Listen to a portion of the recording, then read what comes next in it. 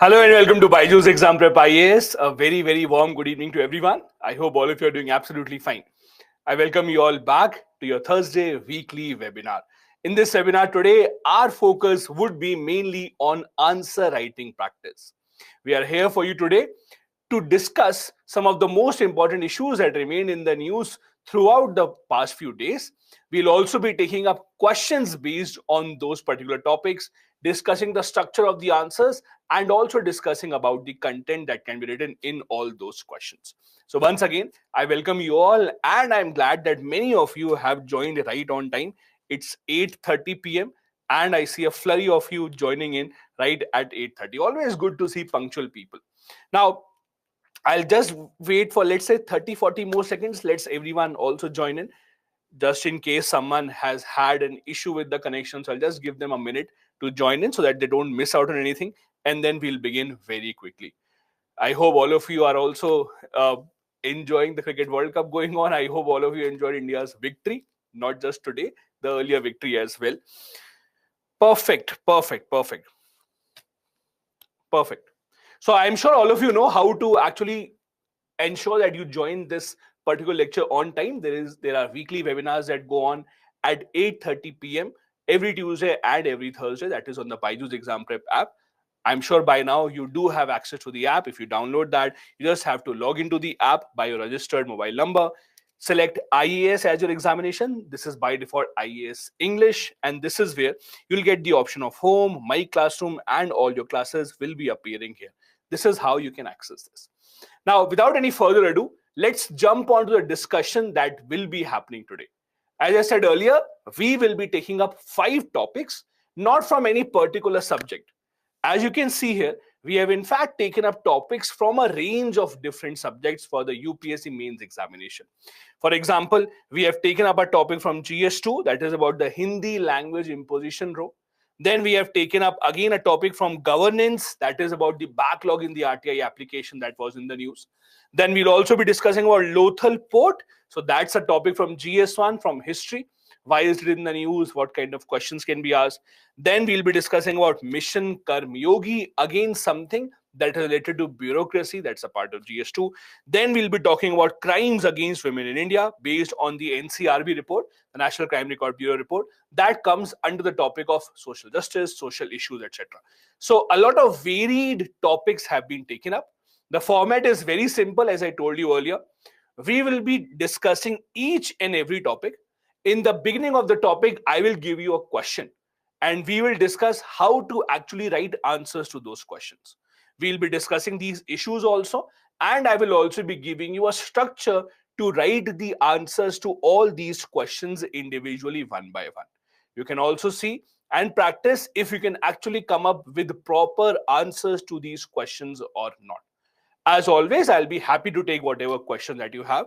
So at the end of each topic, once we complete topic number 1, for example, I'll take your questions.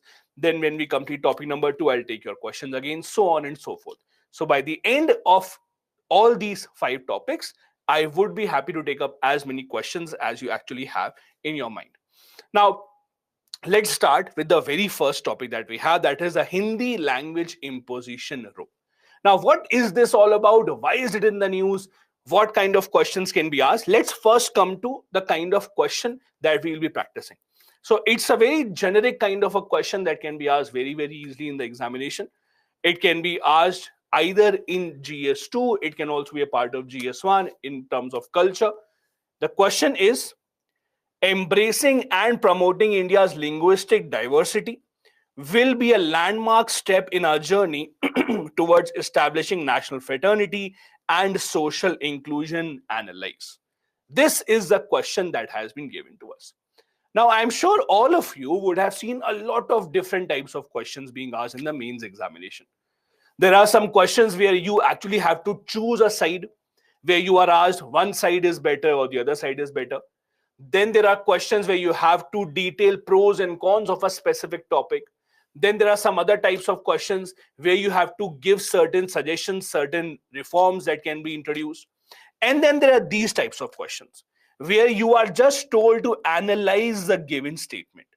You are not told do you agree with this or not? You are not told whether or not it is good or bad. You are just told that yes, this is a fact. Now analyze this, meaning that analyze how would it happen, how is it important, and how can we actually ensure that we do this. So this particular statement, which has to be analyzed from your end, you don't necessarily have to give any contrasting points of views. You just have to ensure that you give a good description of this. You have to give a way forward, how to do that, and what are the steps that the government should take. Now, before we jump on to the structure that the answer should have, let's discuss why exactly is this topic in the news. Now, there have been multiple articles written about it. I have taken this article from the Indian Express newspaper just a few days back. This is not the only article written about it. There were articles written in the Hindu newspaper also, Indian Express also. But let's first discuss what is the issue all about. So the issue is that recently there was a report that was submitted by the Official Language Committee of the Parliament. Let me write it here. So there was a report submitted by the Official Language Committee of the Parliament. Now, what exactly is this committee all about? What do they do? This committee has the mandate. They have to suggest to the President of India, how can we expand the usage of Hindi language? So if you go back to our history, if you go back to the debates in the Constituent Assembly, one of the major points of debate while the Constitution was being finalized was that what should be the official language of the country? Should the country have a national language or not? What status will be given to Hindi? What status will be given to other languages? Now, as all of you know, India does not have any national language as such. We do have official languages. We have official languages at the center government level, and then we have official languages with different states altogether. At the center government level, it was agreed that we will have Hindi as the official language, plus English will also be given the status of official language, but only for 15 years, meaning that from 1950 till 1965. Only in these 15 years, the English language would continue to be used as the official language. Now, the purpose was, in these 15 years, it would be the responsibility of the government of India to spread the use of Hindi so much in the country that after 15 years, even if English is taken back, there should not be any problem to non-Hindi speakers also. That was the idea. It is written in the Constitution also that it is a responsibility of the central government to spread the use of Hindi as much as possible, so that when English is taken away as the official language, we still don't see any problem with the non-Hindi speakers. For this purpose, this committee was formed. As I said, this committee has to give a report to the President of India how to spread the use of Hindi as much as possible in the entire country. Now, do keep this in mind. The official report of this committee has not come out so far from the side of the government, at least.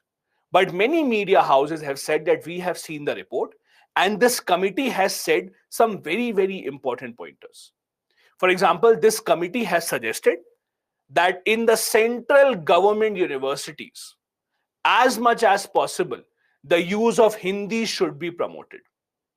In the central government universities, English should only be used if there is absolutely no other option available. If there is any other option available, then English should not be given the priority. Hindi should be given the priority. This is the part of the report which has actually been highlighted in the media. And as expected, it has invited very, very critical reactions from non-Hindi speaking states, especially states such as Tamil Nadu, Kerala. Their chief ministers have also written to the Prime Minister saying that this should not happen, saying that this is bad and you are going back on your promise. Now, this is not the first time that such kind of a debate is happening in India. As you know, since our independence, fortunately or unfortunately, India has had a history of these debates on the question of language, mainly about non-Hindi speaking states complaining that Hindi language is being imposed on them. Usually, the non-Hindi speaking states are led by Tamil Nadu, where the local politics actually takes this issue very, very seriously. Now, when this report came out and when this report was made public by the media, again, a lot of very, very harsh reactions were given in the state of Tamil Nadu and in the state of Kerala. However, the union government has not responded to it. Now, let's take a step back. Let's see what exactly is the history of this issue. If you go back, and when I say back, I mean as back as the Constituent Assembly, when this debate was happening about which language should be the official language, which language should not be the official language, it was a very heated debate. One of those debates in the Constituent Assembly where a lot of members actually spoke. The government of India, soon after our independence, realized this, that the non-Hindi speaking states will never allow Hindi to be used in their states. They will never allow English to be taken back. That is why, even before that 15-year period was actually coming to an end, our Prime Minister, that is Jawaharlal Nehru, in 1959, had actually promised that don't worry, we will not take back English. He had promised that don't worry, the use of English will continue for as long as you want. But this was just a verbal promise. And you also know, even today, verbal promises made by politicians don't really have a lot of weight in them. Because people also know politicians can say one thing today and they can turn back tomorrow. So even though in 1959, the Prime Minister of the country made a promise that don't worry, the use of English shall continue as long as you want, even then there were protests happening continuously. Especially when we came very close to 1965, that was also something, or that was also a time when we had a lot of protests in the state of Tamil Nadu. Now, if you look at the history of this debate, it actually started from pre-independence era. In fact, if you go back to 1937, the time of Madras presidency was headed by C. Rajagopalachari. He actually took a decision to make Hindi compulsory in secondary schools in the Madras presidency. A decision that did not go well with the people who did not support the Hindi language, who wanted Tamil to be used as a medium of instruction everywhere in the Madras presidency. Since those times, since 1937, this anti-Hindi agitation or this debate against the imposition of Hindi has been at the center of politics in the state of Tamil Nadu. Now, why is it that this topic again has picked up so much pace? People in the southern states of India say that slowly but surely some changes are happening in the way that the government is using languages. For example, the national education policy that came out just a few months back, it said that the use of Hindi should be spread as much as possible, which was not really seen to be a very positive sign from the non-Hindi speaking states.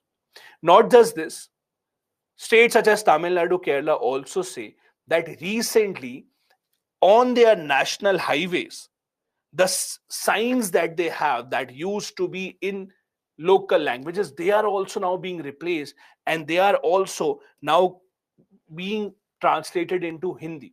Now that is also becoming a problem.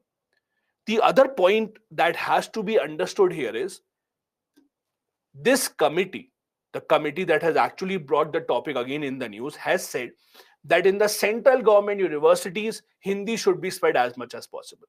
But the problem here is, in central government universities, you have students from all across the country. It's not necessary that only Hindi speaking students would be studying in those universities. So when you suggest that Hindi should be promoted, Hindi should be propagated as much as possible in central government universities, you are actually taking away the right from those students who don't know or who don't really use Hindi. So you are creating an uneven field here. That is the biggest criticism of this suggestion that has come out from this panel.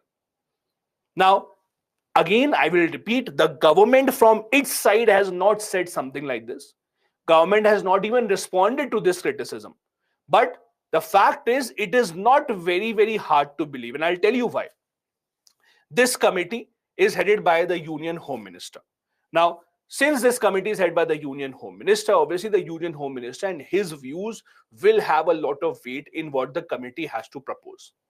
Union Home Minister Shri Amit Shah earlier also had made similar kind of statement where he had said that the use of Hindi should be promoted, or that the entire country should ideally use one single language, and usually it should be Hindi.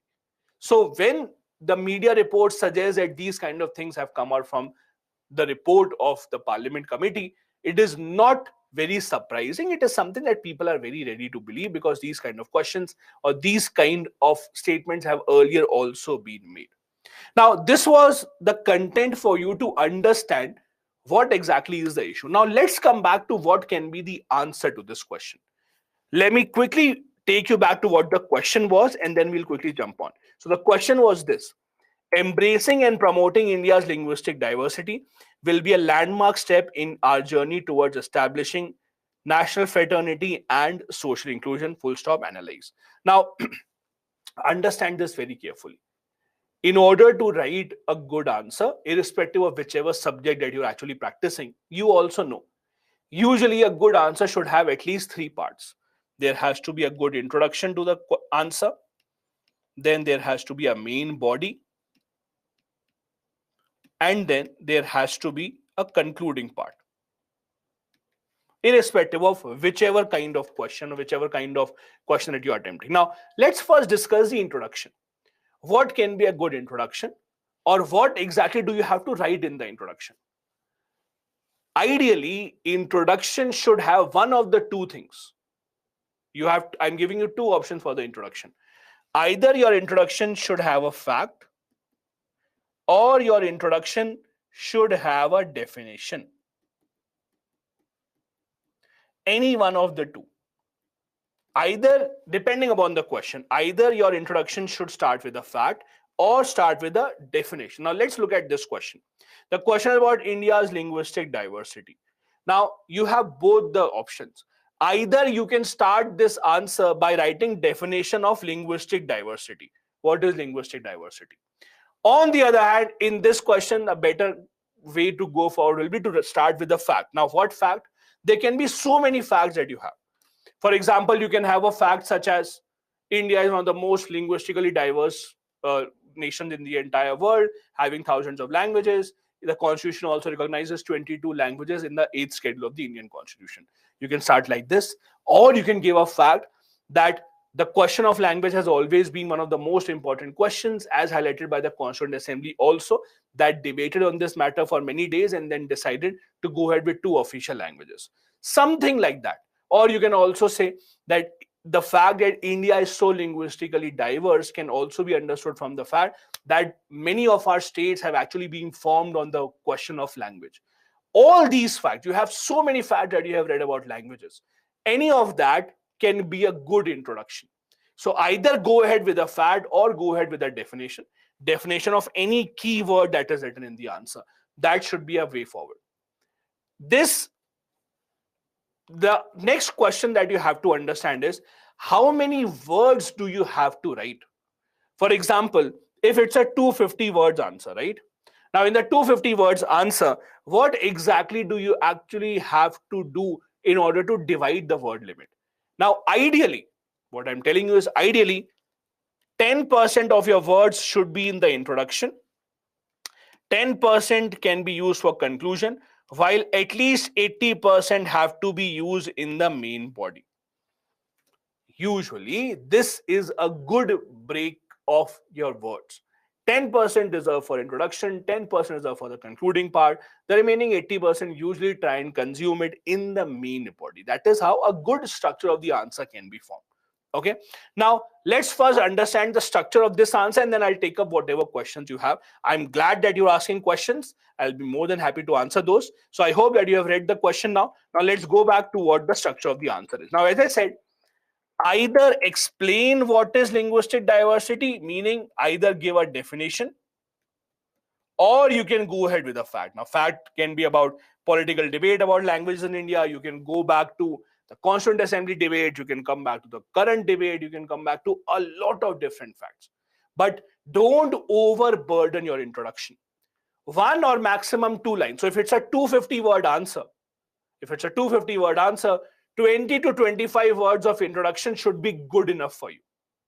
Please don't think, oh, I have to write a very heavy introduction because it will make all the difference. No.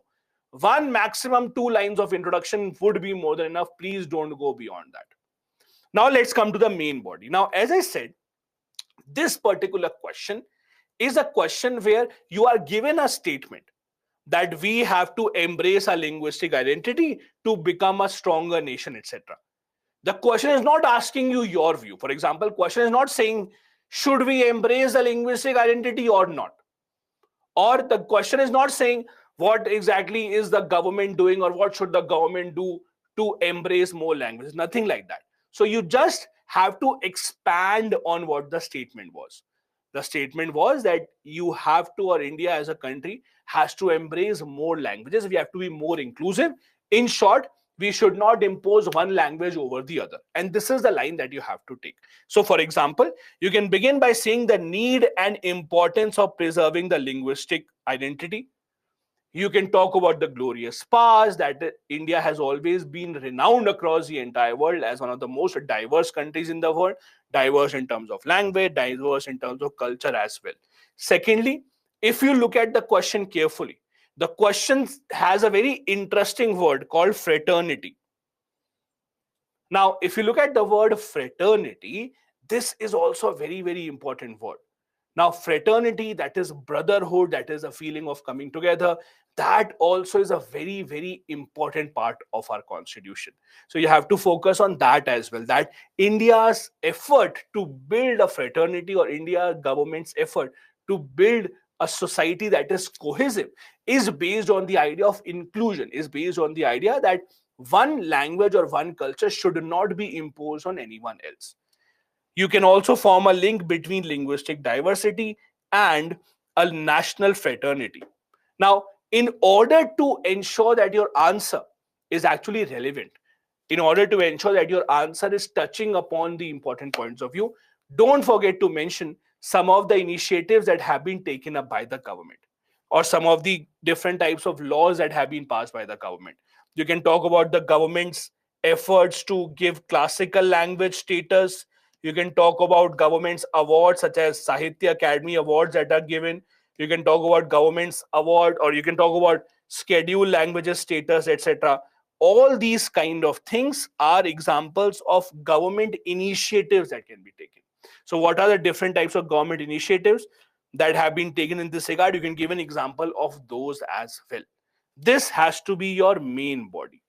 The concluding part has to be about the fact, and conclusion again has to be 1 or maximum 2 lines. The conclusion again has to be that if the government's initiatives are taken forward, or the government's initiatives are seriously implemented, India can emerge as a shining example to the entire world of how a diverse and such a rich country, or how such a culturally and linguistically rich country can still be together and form a common fraternity for the entire world to follow.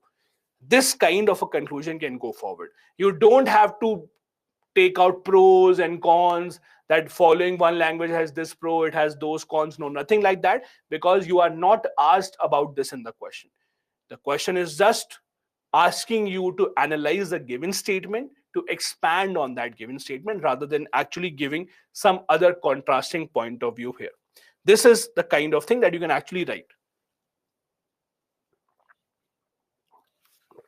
Now, before I go on to second topic, as I said, let me take up a few questions that I have from your side, and then we'll go ahead. First question: sir, the confidential news is shown only to media houses or to public also? It's for the public only. The Indian Express article is for everyone to see. It's not a confidential news. These kind of reports from the side of the committee gets to the media very, very easily. Just that what I meant was government itself has not publicized this. Government has still had not made any statement about it. So our source mainly is from the media. Next question that I have is, what's the point of pushing Hindi in central government institutions when even here in Hindi belt, most students can't read or write Hindi as fluently as English? Won't it affect the employability of the students? It is actually a very, very important debate. And I'm glad that you touched upon this point. There's a big debate about pride of your language versus employability. You also understand, if there is a family, let's say there's a middle class family, lower middle class family. For a lower middle class family, it is a dream for those families that their child should go to a good English medium school, should actually learn proper English. Why? Because they think this is their way to come out of poverty. This is their way to ensure a bright future to their kid. Now, they are absolutely right in this. The fact is that if I did not know English, I would not be able to converse with many of you, right? Because there is a common language that has to be found between the two of us. The question, on the other hand, and this is why many people also criticize this government step, that yes, you can ask people to go ahead with Hindi, learn Hindi, but then where are the jobs? We keep on giving examples. See, in France, people speak French very proudly. See, in China, they don't speak English. See, in Japan, they don't speak English. They speak their local language. And why can't India do that? Because the fact is that in India, our industries, the good paying jobs that you actually have mostly are still based on our, not on our local language, but in English. So this debate between employability and this debate between the pride in the local language, there has to be a balance between the two. The harsh fact is there are not enough jobs in local language, not just Hindi. You can include Kannada, Tamil, Malayalam, Punjabi, Telugu, whatever language of India that you can think of. They really don't have much jobs. So people would need to have that a certain level of proficiency in English. Only when you ensure good amount of local jobs or jobs in local languages, people will automatically shift to the other language. But so far that is not the case, and that is why I also personally would not really support imposition of Hindi or imposition of any language for that matter, because language is not just about conversation. Language is a tool right now that is ensuring good jobs. So yes, that debate has not really been solved for now. I also am a part of that. Then I have a question. What is the approach for analyze types of question? As I said, when you do have a question which just says analyze, that simply means that you don't have to write pros and cons. You just have to expand the given statement. You don't have to write yes, I agree or I don't agree. Whatever the given statement is, it is expected that you agree to it. Now you just have to expand. What is the government doing about it? If you have some facts, if you have some numbers, etc., then show about it. Then I have a question. The purpose of government is to explore the potential of those individuals who don't understand English. But imposing Hindi will lead to unexplored potential of those individuals who don't understand Hindi. It's your point of view, and I agree to that. See, in modern world, in order to be successful, it is always said, the more languages you know, the more chances you have of being successful. And you all know that. When you go to job, when you go for hiring, etc., the more languages you know, the upper hand that you have. But the problem is, you also know that if I say that my most proficient language is Hindi, then a bit of Punjabi and English is the least, then the chances of me getting good job are actually lower. And that is a harsh reality. So yes, there is one side of the story that if you learn new languages, you will read their literature, you can get so much knowledge. But the end aim of knowledge for most people is to get good jobs, right? So even if I learn, let's say, a language that I don't, let's say I don't know Gujarati, but I learn Gujarati, and then I start watching films in Gujarati, I start reading books in Gujarati, I'll be happy for some time that, oh, this is such a good movie, I can watch it. But if it's not helping me to get a good job, to get a higher pay, it will not really help me out. So yes, the people can be happy about it, but at the end of the day, the government has to ensure that there are enough jobs that they have to push people towards the other language. Then I have a question. Is it possible to ban the use of English in the era of globalization? No. Government also is not asking anyone to ban the use of English. Everyone knows that English is important. But the government is saying that as much as possible, the use of Hindi should be promoted as a medium of instruction. That is what the government's view is. Please don't think the government is asking anyone to ban English. That is not what's happening. Then I have a question. Why Tamil Nadu raises so much concern? Why not other linguistic communities? Don't they have affection? Don't they have affection? I think you mean, are they not affected? It's not that Tamil Nadu alone is the state that raises this issue. See, every state has a different type of politics. Politics of Gujarat will be very different. Politics of UP will be very different. Politics of Punjab, every state's politics is very different. If you go and look at the history of Tamil Nadu politics, that has mainly been based on the debate about language. So, for example, political parties, not right now, but earlier, for example, political parties in Tamil Nadu go and ask for votes from the people on this issue. vote for us, we will not let Hindi be made compulsory. So that kind of politics has emerged. So it's not that Tamil Nadu is the only state that has a problem. Kerala also, or any non-Indian, non-Hindi state does not appreciate the imposition of Hindi. Just that Tamil Nadu has been more vocal about it, but because it started in Tamil Nadu, started in Madras Presidency 1937, but it's not that it's just a problem of Tamil Nadu. Then I have a question. Why government decided that official language will be Hindi and English? Please explain. So when the Constituent Assembly was working at that point of time, most of the members of Constituent Assembly were from Hindi speaking states. So they thought Hindi should be the language. But then the non-Hindi speaking states obviously did not agree to it. But the non-Hindi speaking states could not come to one common language. So English was chosen as that language. Amongst the non-Hindi speaking states, they could not agree, okay, we should give Tamil the official status of, or the official status of the government, or Kannada or Malayalam or Telugu. So they decided, let us go ahead with English so that it is a common kind of a thread. Okay, a few more questions very quickly. Why not other languages were chosen? Because there is no end to it, as simple as that. India has so many languages that if you actually go ahead and you start saying that we will have every language as the official language, there will be no end to it. Then I have a question, how to balance static part in current affairs? In my answer, it depends entirely on the question. There is no one way to suggest that. But yes, if there's a question where you do have a scope of giving examples from current affairs, giving examples from government schemes, I would suggest use it as much as possible. Okay. Then I have a question. Can we quote preamble language as it mentions fraternity? Yes. The reason why, and this question I made myself, the reason why I put the word fraternity there was specifically because I wanted you to use preamble also there. So yes, please go ahead and use that. Okay, then the last question I'll take up from this is, does Article 29 violate here? No, Article 29 is not violated here. Article 29 is not related to this. Don't worry about that. It is not violated. Perfect. So glad that I have a lot of questions from your end. Let's quickly move on to second topic that we have here. Now, the second topic that we have is the backlog in RTI applications. Now, in Indian polity or in governance, depending on however you have read it, I am very sure all of you would have read about RTI, the right to application, the right to information. Now, the fact that RTI applications are going into huge backlogs, that is a big, big cause of concern. As you know, RTI, that is the right to information, gives a right to Indian citizens to ask questions from the government departments, from the government bodies, from the ministries, etc. Usually within 30 days, you should get the response. But what happens is, if you don't get a response within 30 days, you can file an appeal. And when it goes in the second appeal status, then there is no time limit within which you will get a reply.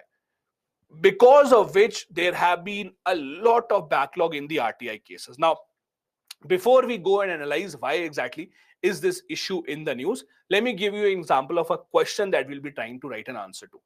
So there was a question asked in 2018. This is the question of 2018. And we have another question also. You will get content of both these. So one practice question I have for you is, one of the biggest challenges to transparency in India is continued increase in backlog of appeals or complaints of the Right to Information Act. Analyze. So this is one. Second, again, similar kind of a question. This was asked in 2018. This question is, the Right to Information Act is not all about citizens' empowerment alone. It essentially redefines the concept of accountability. Discuss. So basically, both of these can be answered in whatever we are discussing. Now, let's first try and understand what is this. Backlog means pending. Backlog means pending, basically. So what has happened is, if you don't know about how RTI works, let me first explain this to you. Now, RTI simply means that you have the right to information. In simple terms, if I have to ask certain questions to the government department, let's say I have to ask from a certain ministry, how much money are they spending on a certain scheme, or where is the money going, or any other initiative of any public information, I can ask that information and a reply will be given to me within 30 days, 30. That is what the usual law is. Now, there are some exceptions to that, but we'll just stick to the usual law right now. If, let's assume, within 30 days, you don't get a reply, then what will happen? Now, within 30 days, if you don't get a reply, then you can file an appeal that I did not get a reply. Or if you got a wrong reply, if you got an incomplete reply, anything like that, if that happens, you can then file an appeal. Now, when you file an appeal, the appeal goes to a senior official in the same department. I'll give you an example. Let's assume the question that I asked was from Railways Ministry.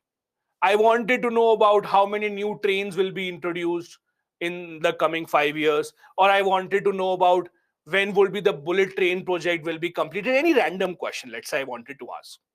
I did not get a reply. So the appeal that I will file will go to a senior official in the Railway Ministry only. Now, let's assume even then I don't get a reply. When you file this appeal, the appeal will be replied within 45 days, 4-5. Okay. So the first appeal that you actually make, that will be replied within 45 days. And all of this can be done online. If you're asking how to do that, all of this is done online. There's a website of RTI, you file an RTI there. If you're not happy, you can file an appeal on the same website. Now let's assume in 45 days you don't get a reply, or even then you are unhappy. Then you can make a second appeal. Second appeal then goes to, if it's a question to the central government, then second appeal will go to Central Information Commission. If the appeal is to the state government, then the second appeal will go to State Information Commission. This is how it works. The second appeal, now that will be heard by Central Information Commission, State Information Commission. This is where the problem starts. Why? Because if you have filed a second appeal, then in the second appeal, there is no time limit. There is no time limit. Means the law does not say within how many days now you will get a reply. There is no time limit, and this is where the problem starts. This is why there are a lot of pending cases now. A lot of backlog has developed. Because of this, the effectiveness of this law has actually come down. Now, this topic was in the news a few days back. As you can see, this news is from October 11th. The headline is 3 lakh and counting RTI please pile up at Information Commission. So the second appeal that goes to Information Commission, this is where a lot of backlog, a lot of pending cases now exist. Why? Because number one, there is no time limit to answer that. Secondly, there is a lot of vacancy. I'll give you a homework, okay? It's just a 30-second homework, which I want all of you to do. The homework is, as you know, the Central Information Commission, as per the law, should have a Chief Information Commission and maximum 10 information commissioners. This is what the structure is. There should be a Chief Information Commissioner and maximum of 10 information commissioners. I want you all after the class to go to the website of Central Information Commission and see how many information commissioners there are. Just see how many information commissioners there are. The maximum is 10, but they are never ever 10, never. There will always be vacancy.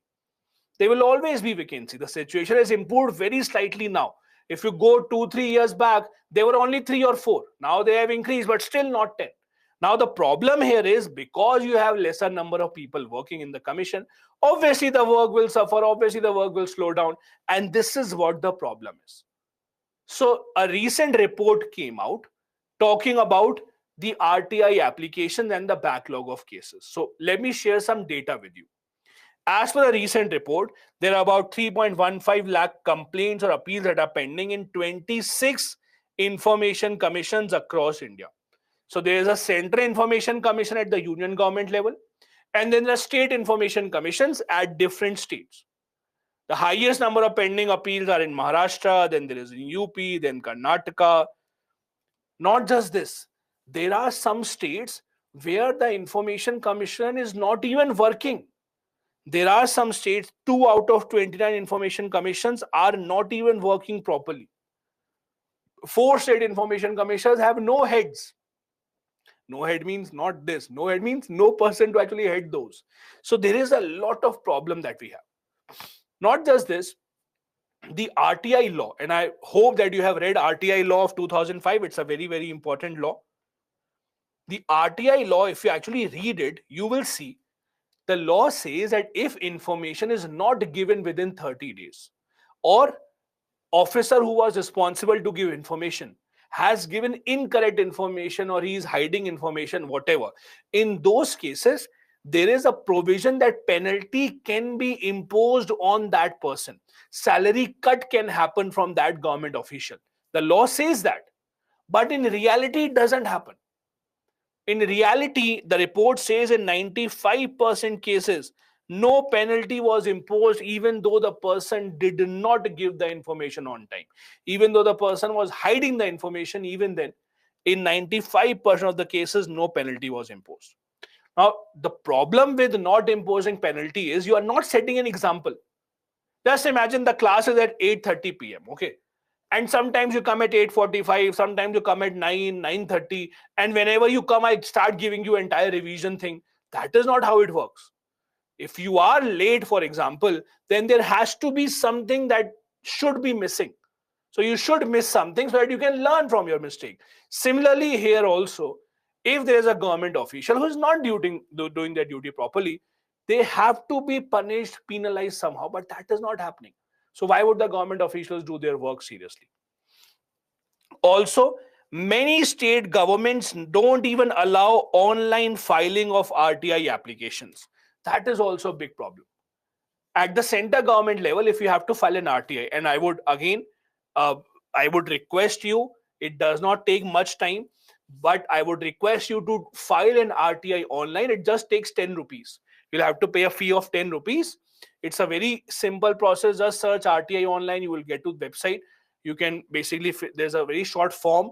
You can ask whatever random question that you have. And it's a good experience just to get an answer from the government. For example, you can ask anything about any of the government schemes. You can ask about how much government is planning to spend on certain thing, or how much subsidy has the government given, any kind of thing. Ask this and see how the RTI response is coming, so that you can actually learn. You have to pay 10 rupee, and I will not refund you for that, but that will be a good learning for you. Also, when you try and file an RTI, they will ask you which ministry are you asking the question from, and then they'll ask you which department within the ministry do you want to ask the question to. Now let's assume you don't know which ministry or which department is responsible for your question, because we don't know that. If you're asking about, let's say, any subsidy, you don't know, then randomly select any ministry. Don't worry about that. The law is, even if you select the wrong ministry, they will have to transfer it to the right ministry. So you don't worry about that. Randomly select any ministry, any department, write a question, and they say you get a response within 30 days. But my experience has been, whenever I have filed the RTI, I've usually gotten a reply much earlier than 30 days. So you can do that and try and see what kind of response you're getting. Now, at the center government level, you can do this online, very easy. But the report says at most of the state governments level, you do not have this online RTI.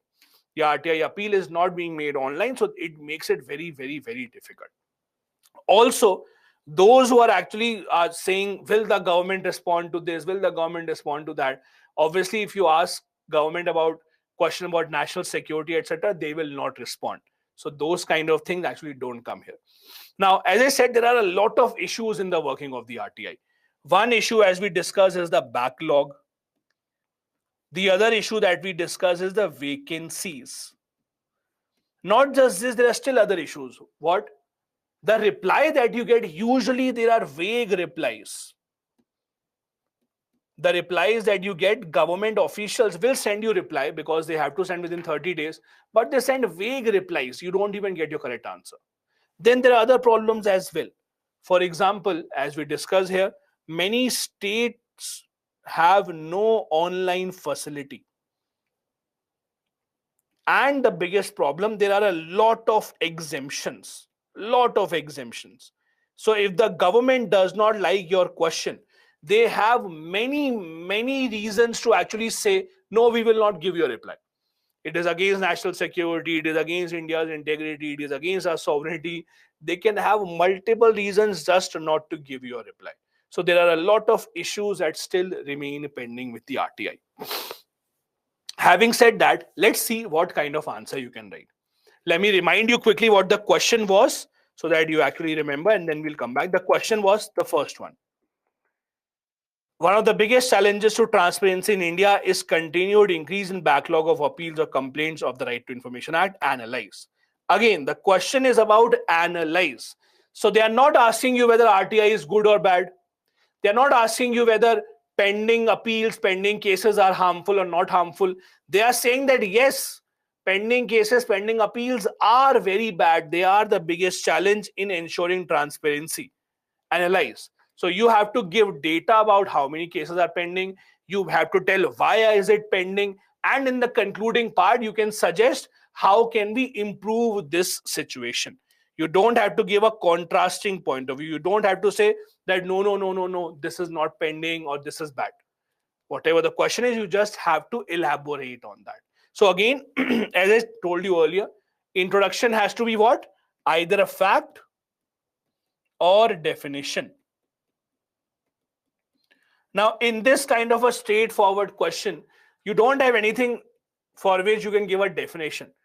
Only give definition when there is a very important and difficult word in the question.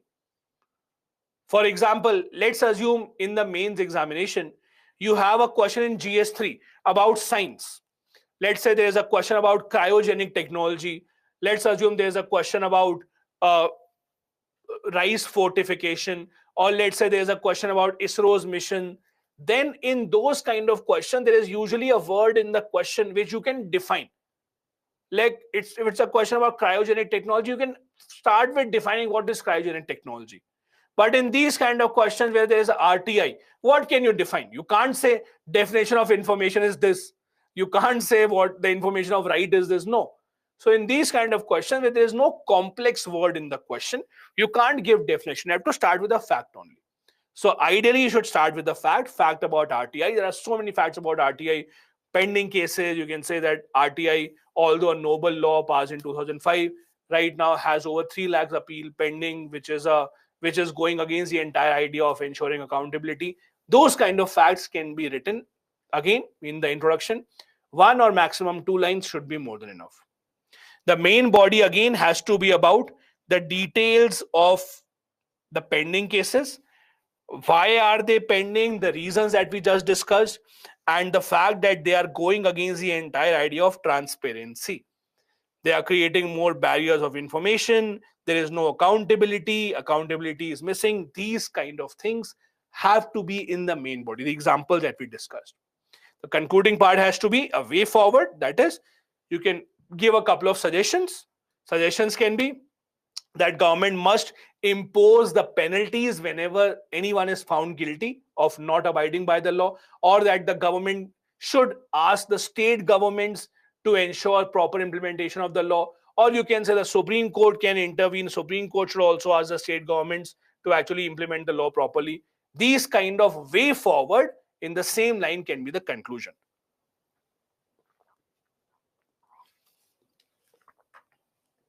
So it's not a difficult question to answer, because we have already discussed all the content that you require for this kind of answer. Before going ahead, let me quickly again take up the questions that you have from this. I have a couple of questions from the last topic. Okay. How difficult would it be for India to have its national language? Can we even have a national language someday? I don't think we will have a national language. We don't need to, because nothing is missing in our lives just because we don't have a national language.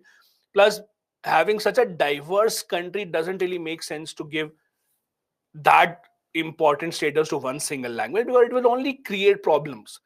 In a country like India, where we have so many problems that we have to solve, education, poverty, corruption, why do we have to open up a Pandora box for something else? If it is a very famous saying, don't fix if it is not broken. So I don't think if it needs any fixing.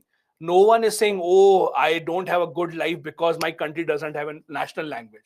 So if the question doesn't arise, so let's not try and solve that. Then I have a question: why Kerala and Tamil Nadu exempted from Hindi imposition? Is there any criteria? No. No one. See, first of all, I don't think your question is right. The government never says we are imposing Hindi.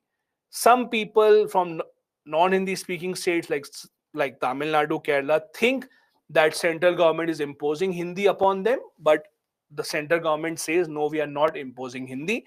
We are just ensuring that our national unity increases by having one common language. So I don't think it's a correct question to actually ask. Okay, then I have a question.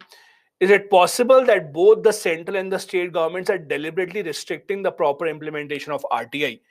After all, who at the end can ask or force the government to implement the RTI? Even the court orders will probably just be an eyewash.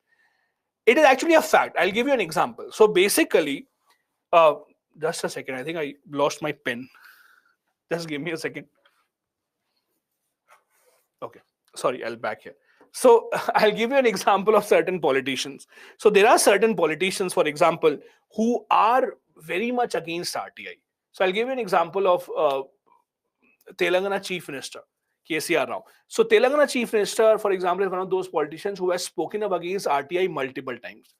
He says that RTI actually stops a bureaucrat or a government servant from going beyond their duty and helping others.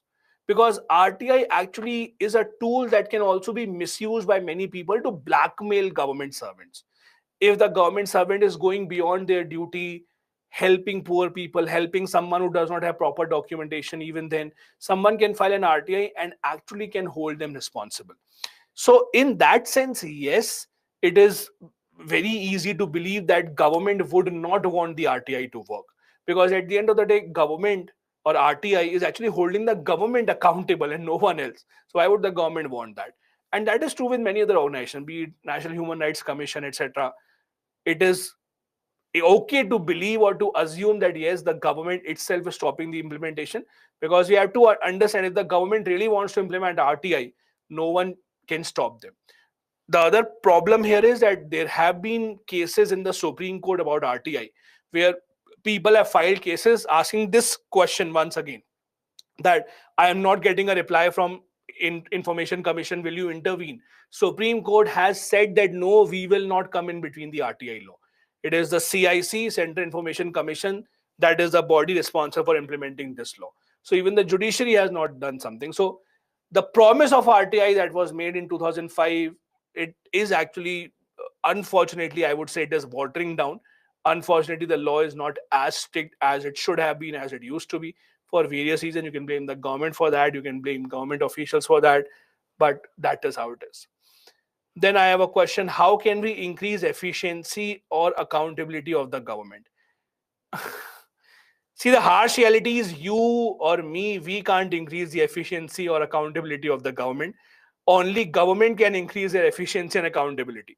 See, you have to understand, the day that you start to vote on this question, that I will only vote for that government that properly implements the RTI law, that is the day that RTI law will become better. It is as simple as that. So when you think, or when you say, why is it that the government is not implementing this law? Why is there so much corruption in the government? Ask yourself this question. When you were voting for your MP or your MLA, did you ask this question to yourself? The moment that you start say that I will only vote for a government that implements the RTI law properly, that is the moment that you will see a government's position changing. That is the only time that it will happen. So let's not blame the government for everything. Let's also share some blame. You, me, common people are also responsible. Government is nothing but a reflection of the people. It's not that people are very honest and the government will be dishonest all of a sudden. No. Honest people usually get honest government. Dishonest people usually get dishonest government. It's as simple as that. And it's true with every country. So let's not blame the government for everything. It's also about us. Then I have a question. What can be the way forward to backlog clearance except for vacancies filling? Also, does OSA, mentioning OSA make sense? Yes, you can. We did mention it when we said that government usually uses, or government has many exemptions under which they don't disclose information. Official Secret Act is a part of that only. Sorry. Official Secrets Act allows the government to keep a lot of things secret which they don't want to share. Again, as I said, the way to clear backlogs is when the government wants it, as simple as that. Suggestion can be to change the law in such a manner that even at the second appeal stage, there should be a time limit. Also, penalty should be imposed on officers who are not abiding by time limit. Supreme Court can intervene. These are the kind of suggestions in the way forward that can be written. Then I have a question. In such a case, you are required to file your appeal in physical mode to the concerned public authority. Yes, when you don't have online facility available, then you have to go to physical offices, specific department where you have to file an appeal. Every department now of the government has a PIO, that is Public Information Officer, from where you can go and file your appeal. Then I have a question. What should be done to ensure transparency in type of government of India where system seems to be corrupt from its origin? See, what is the system? I'll give you a very important idea. I'll give you a very important suggestion. Please understand this. This will be very, very handy if you reach the interview stage. See, when you reach the interview stage, there are a lot of, there's a good chance that you might be asked questions about why is the education system bad, why is India a poor country, why is there corruption, so on and so forth. These kind of questions are very commonly asked in the interview. One common mistake, or the most common mistake that we do in the interview stage or in these kind of questions, is that we start by blaming the government and we end by blaming the government. For example, if you are thinking, why is India corrupt? Your first response is because the government is corrupt. We never share the responsibility. As I said earlier, government is nothing but a reflection of the people. Please understand this, and you can apply this in real life as well. Please understand, if you drive a car or if you ride a bike, and if you have jumped a red light, first ask yourself, have you never crossed a red light? If you have never crossed a red light, great, amazing. Let's assume you crossed the red light and you were caught, and the policeman said that you have to pay a challan of 2,000 rupees. Did you not try to say, please take 200 rupees, let me go? If you did that, then you are also corrupt, as simple as that. So it's not only the crores and crores of corruption that matters, it also starts on the grassroots level. So let's not blame the government for everything. Government is, at the end of the day, in a democracy, is chosen by the people. The day you decide you will only vote for those people who are 100% transparent, government will improve automatically. So don't worry about that. Start from the people, not from the government. And at the interview stage also, when you are asked about some problems in the system, please don't make this mistake of just blaming the government. Okay, please don't do that, because that is never taken very well. You are appearing for a job where you will be a part of the government only. So it's no point just blaming the government as such. Anyway, let's quickly come up to the third topic that we have. These are the questions that were given to me. The third important topic I want to discuss is not something that is a part of current affairs. It's a part of history. However, still we are discussing because it was in the news. I'm sure in your ancient history, you have read about the Indus Valley Civilization. In the Indus Valley Civilization, you have read about the different sites that were covered. And one important site that everyone would have actually known is the Lothal Port, right? Now, why is it in the news? We'll discuss that. Let's first see what kind of a question can be asked. So the question is, beyond their remarkable town planning and architecture, the Harappan civilization's contribution to India's diverse maritime heritage also can't be overlooked. Elaborate. Simple.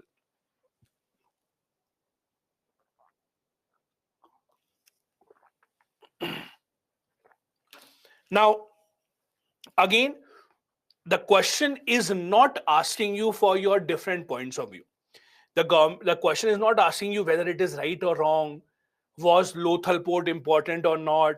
Was it a part of our culture heritage or not? Nothing like that. It is just telling you that yes, town planning and architecture, apart from that, India's maritime heritage also goes back to the Harappan era. Elaborate. So you just have to expand, give examples about the Lothal Port, etc.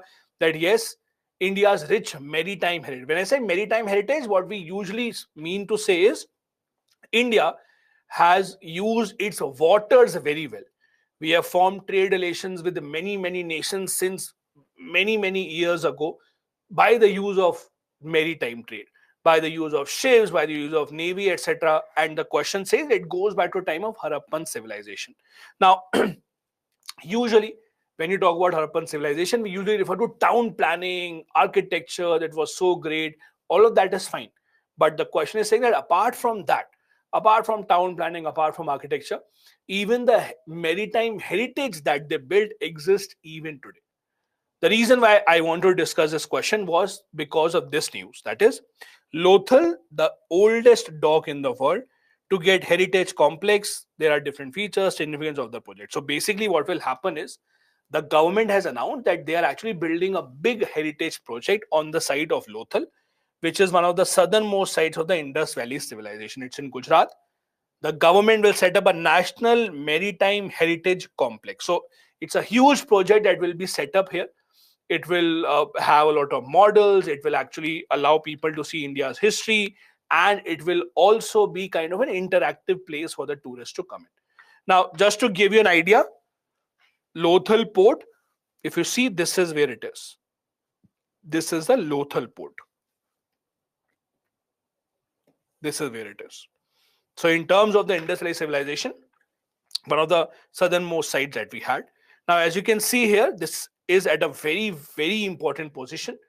This allowed the people in the Harappan civilization, the Indus Valley civilization, to actually have trade relations with far off places in the Persian Gulf. Now, the reason why we know that yes, over here in Lothal there was a port, the reason why we know there were trading was very simple. Seals, which were used as coins, were actually found here. So seals, they were used as coins in different civilizations of the world. They were found here. And the seals used by the Harappans are found in other parts of the world as well. Because they were used as currencies, they were used as coins, etc., or maybe as some certificates. That is why we have concluded that yes, there was maritime trade that was happening even at the time of the Indus Valley civilization, and Lothal port played an extremely, extremely important role here. Now, this particular project is not something that was in the news recently. In fact, this project, it's a huge 3,500 crore project, and this began in March 2022. It will have a huge infrastructure construction from the side of the government. There will be 4 theme parks for maritime, navy theme, climate theme, adventure, amusement park, etc. Now, understand something. India is actually extremely lucky as a country if you look at the geography of India. Not many countries around the world can claim to have such a big coastline. Having big coastline gives you a lot of advantage. Think about those countries that are landlocked. For example, think about Nepal. Nepal is dependent on India or some other country for everything because they can't import, export anything from water. They don't have a water body. That is why they're always dependent. Look at the Central Asian nations. Central Asian nations, Uzbekistan, Kazakhstan, Turkmenistan, they might have a lot of minerals that they can export. But from where would they export? That is why not every country is blessed with that. So India is being a very blessed country in terms of coastline. Secondly, with coastline, India has also had the knowledge to build those ships to ensure that we can actually use that water. All that combined means India is one of those nations which has a very, very rich, very old maritime heritage that continues even till today. Now, at that time, if you go back to the Harappa civilization, Lothal was the main port city. Now, because it was the main port city, it was the trading hub. It was considered as a trading hub. Now, all the excavations that have come out, these excavations have also proven that nearby the port, there were many go-downs that were made. Why? Even if you see the ports today, the huge international ports that we have, they all have huge go-downs where they can actually store a lot of material which they are importing or exporting. So all of that was found in Lothal. Historically, there was a team of National Institute of Oceanography that actually found marine microfossil salt gypsum at the Lothal site, which proved the fact that there was some construction that was existing at the Lothal port, at the Lothal dockyard. That is why it is beyond any doubt, it is beyond any confusion that there was a big marketplace, township, and a dock at the Lothal port area. And that is why the government is reviving this. Now, You might ask a question, why is it that the government is spending 3,500 crore rupees for that? See, 3,500 crore is not a small sum of money. You also know that. Especially in a country which has so many problems, we can use this money at a lot of different places. So why is it that the government is focusing or spending a lot of money in this? See, these kind of projects have a lot of importance. These kind of projects have a long-term impact on tourism sector especially. These kind of projects also go a long way in kind of glorifying our history, glorifying our culture. That also helps the government in the long run. People coming in from outside, domestic tourists also trying to visit that site, reviving the culture, all that is a very important part of the government's initiatives. That is why governments, not just in India, but governments across the world spend a lot of money in reviving their old heritage. You can go to Europe, you will see so many statues of people who took part in wars. You will see so many memorials, you will see so many museums. India, unfortunately, does not have such a museum culture. I'll give you an example. When you go to Paris, Paris has many museums. The Louvre Museum of Paris is one of the most famous museums in the entire world. Every single day, thousands and lakhs of people visit there. When you go to Paris, you can actually buy a museum pass. Museum pass is kind of a ticket that allows you entry into all the museums into Paris on that one single ticket.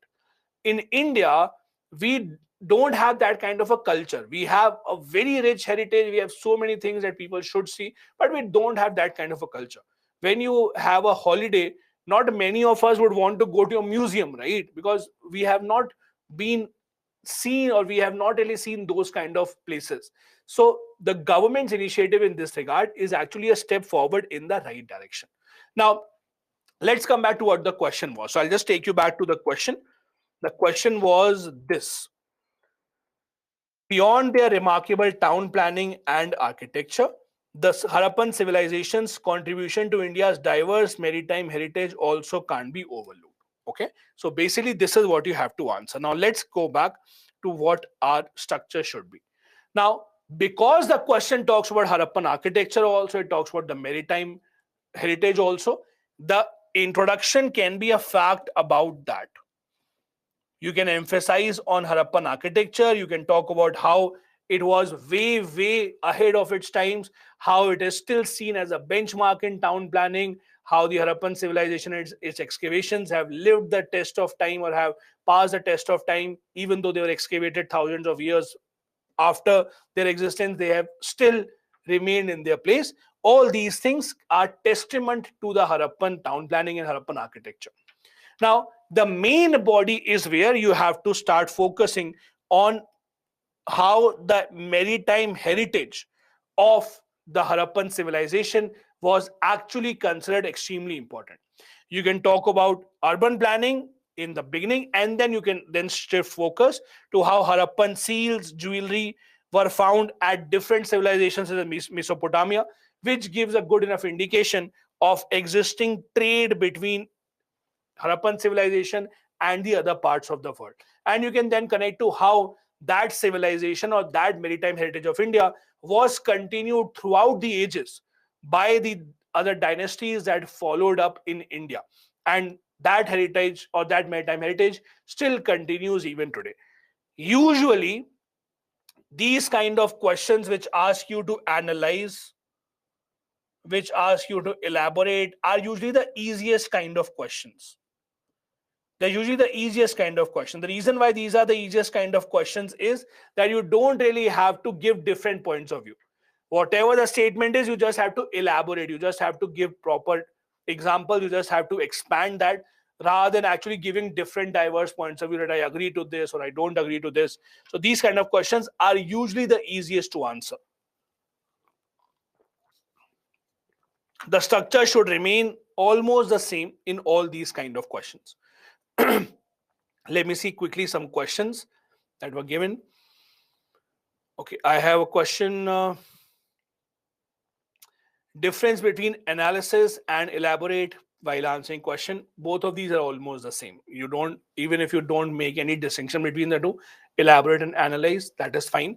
Yes, if the question is critically analyze, So please understand, there's a difference between analyze and critically analyze.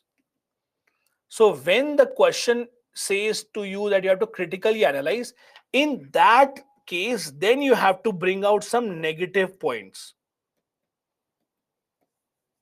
For example, there's a question about Mission Karmi Yogi, and it is asking you to critically analyze. Means it is asking you to give positive points of view also, negative point of view also. What do the critics do? You would have seen movie reviews. When the movie critics review a movie, what do they say? They say good points also, they say bad points also. So they are critically analyzing. So if the key word, the key phrase is to critically analyze, then you have to be critical also. You have to go positive also, negative also. If it's just analyze, then you have to go one straight way, only expand on the question. The same is with elaborate as well. Then I have a question. Despite having a largest coastline, India does not have the largest coastline. But the question is, despite having largest coastline, India is not able to utilize this at large extent. Why? I don't think India is not being able to utilize this. We have been able to utilize this. We have a very strong navy. We have a very strong coast guard. We also have very good relations, trade relations, specifically with other nations. It really depends what kind of coastline do we have. For example, in European countries, they usually use the offshore area to generate a lot of wind power. In India, that wind power potential is still missing. But I won't say that India is not able to utilize this to a large extent. We have been utilizing this pretty well. Then I have a question. Should we consider India as a whole to answer some questions as it gives positive views? I am not sure what your question is. India is always a whole country only. I'm not sure why would you consider India as a part. India is always a whole country. I'm not sure what your question is, but the question that I got is, should we consider India as a whole to answer some questions? India will always be considered as a whole country. If you're asking, should we consider India as a whole means, I don't know, Pakistan, Bangladesh, all that combined, then no. India as a whole means the Indian country that we have right now. So I think that should be it. Perfect. Okay, one other question that I have, and I'll quickly take that up. Many people say that, for example, you have a 250 words word limit, right? Now, there is a question in many people's mind. The question is, do you count the number of words? The answer is no, absolutely not. You will obviously never have time to count each and every word. You will never do that. So it's not about that. Now, you can also ask, there is a question that is being asked, how many pages? See, your handwriting is different from everyone else. There are some people who write very closely. There are some people who usually write in a very spacious manner. So, for example, if you write in a spacious manner, then in one line you might write 5 to 6 words per line. Then if you are someone who writes very closely, then you might have 8 to 9 words per line. Depending upon that, when you are doing your answer writing practice, you will have a good idea that in one page, how many words am I actually writing. The examiner will not count your words one by one. They don't have so much time. They will not say, okay, 1, 2, 3, 4, 5, 6. No.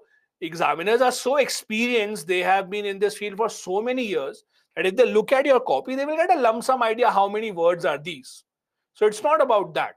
It's not that in place of 250, if you write 262 words, then your marks will be cut, or last 12 words examiner will not read. Nothing like that will happen.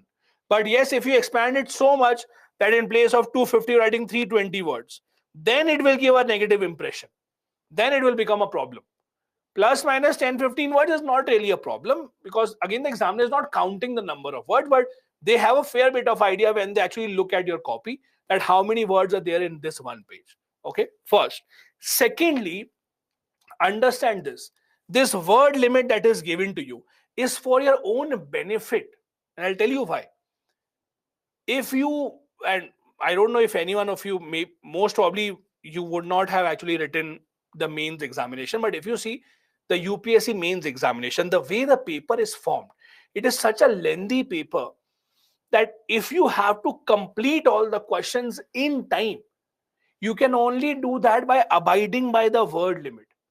if in place of 250 word answer, you are writing 350 words of 400 words, that means you will never be able to complete your entire paper because you will just keep on losing time. So this word limit that is given to you is for your own benefit. Please understand this. This is for your own benefit in the answer. If you keep on extending it, there will be a time when you will just not be able to complete the entire paper. So make sure that you abide by this word limit and you don't go beyond that.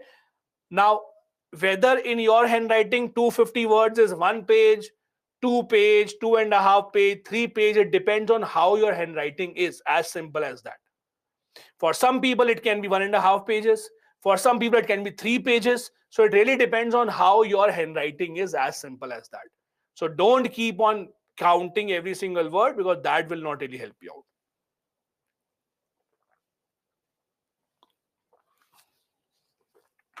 Okay, perfect. So let's see the next topic that you want to discuss. The next topic that we have is Mission Karma Yogi. Just give me a moment. So the next question that we have for you is based on the topic of Mission Karma Yogi. Now, what exactly is Mission Karma Yogi? Why is it in the news? Let's discuss that. I hope, I don't know, I'm not sure. I hope if you have read Indian governance, you would have read about Mission Karma Yogi.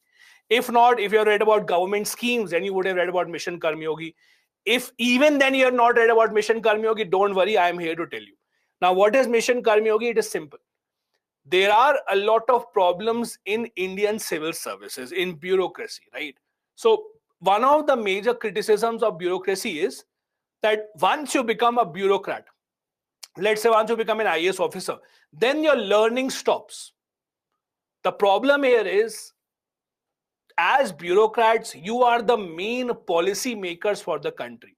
So if you are not aware what is the current trend, if you are not aware about new technologies coming up, if you are not aware about the new kind of problems that society is facing, then how will you make good policies, right?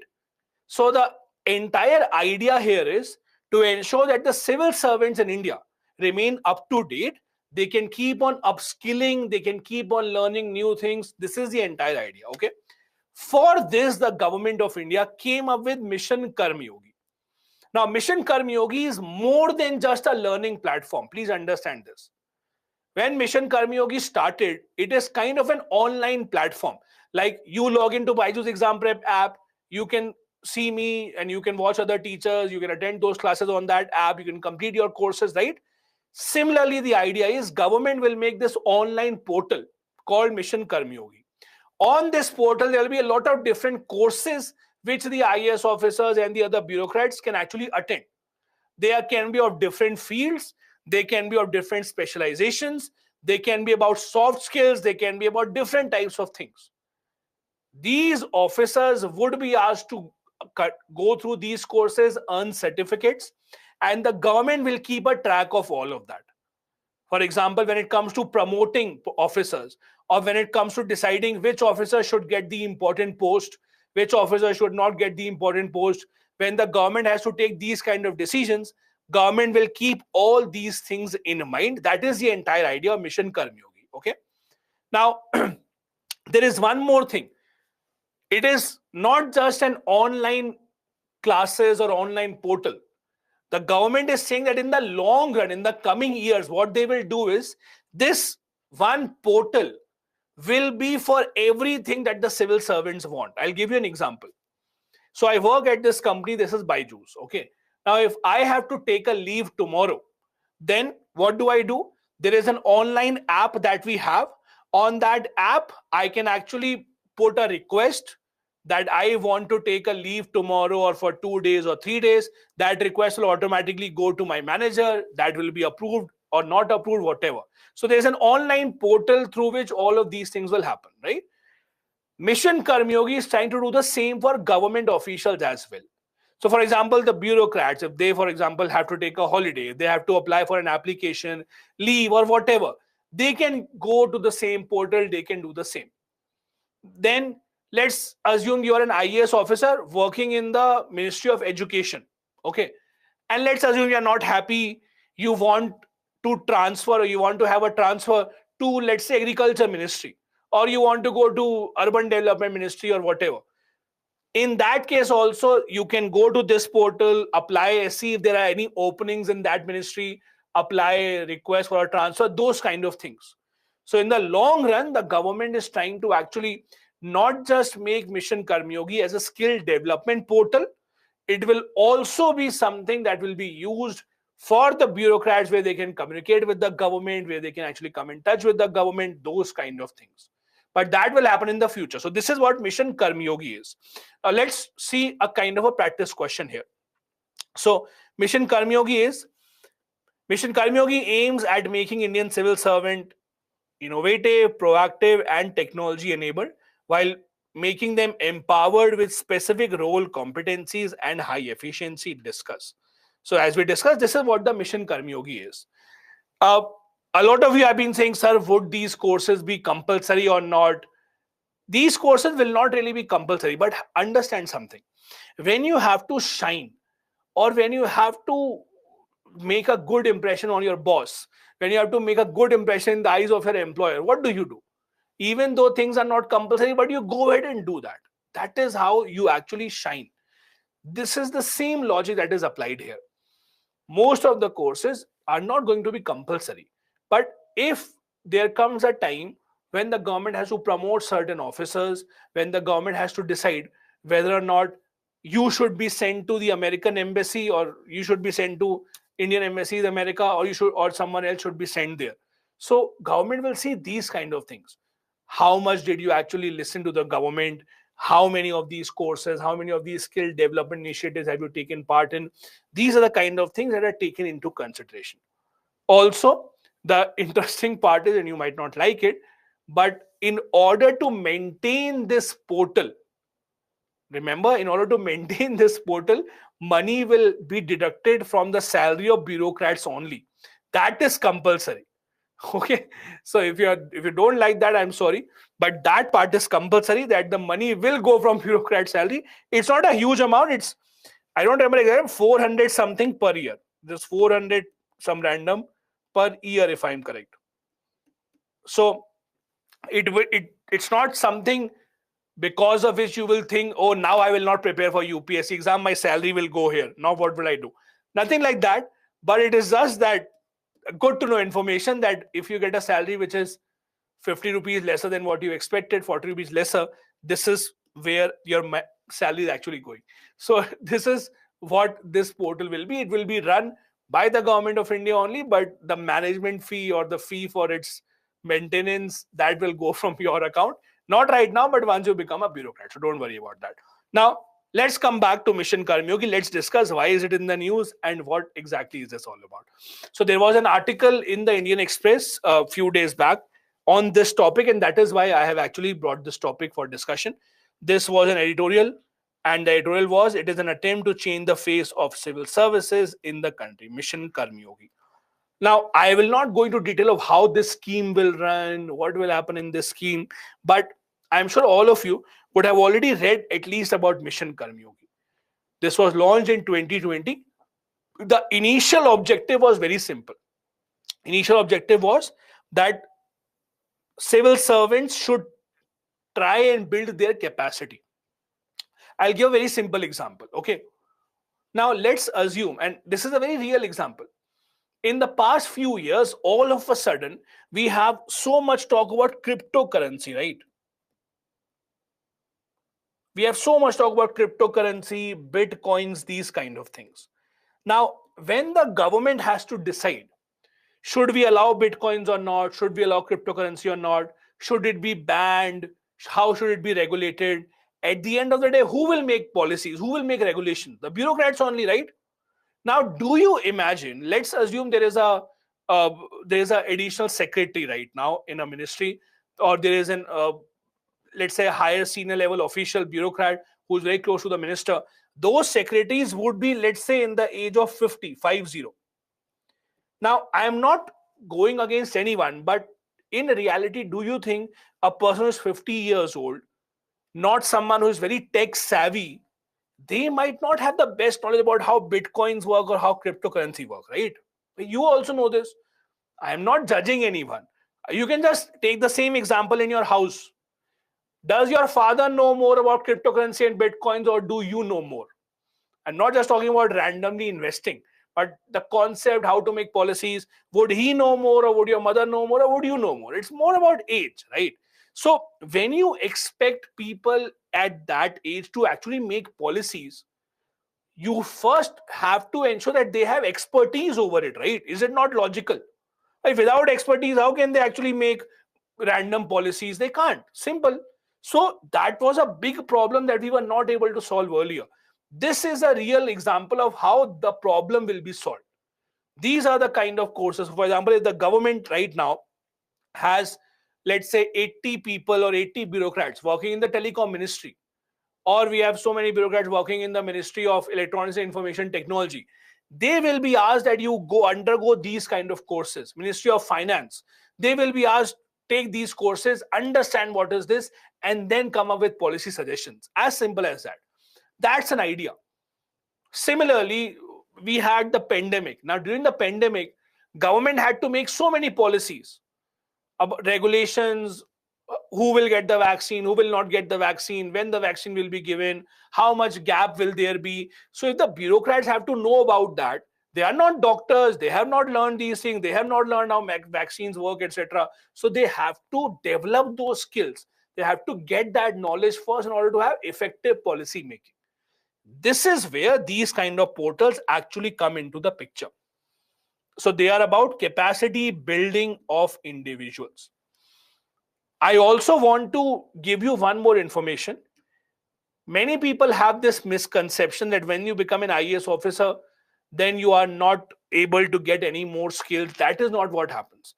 Even when you become a bureaucrat IAS officers, many IAS officers actually go and then do MBA from great universities around the world. Government of India sponsors them at many of these occasions. There are many IAS officers who have gone to Oxford, Harvard, etc., to actually undertake master courses after they have become IAS. So it's not that that doesn't happen. But then those are long-term courses, specialized courses. These are mostly short-term courses that will be made by experts, and all that report will be maintained.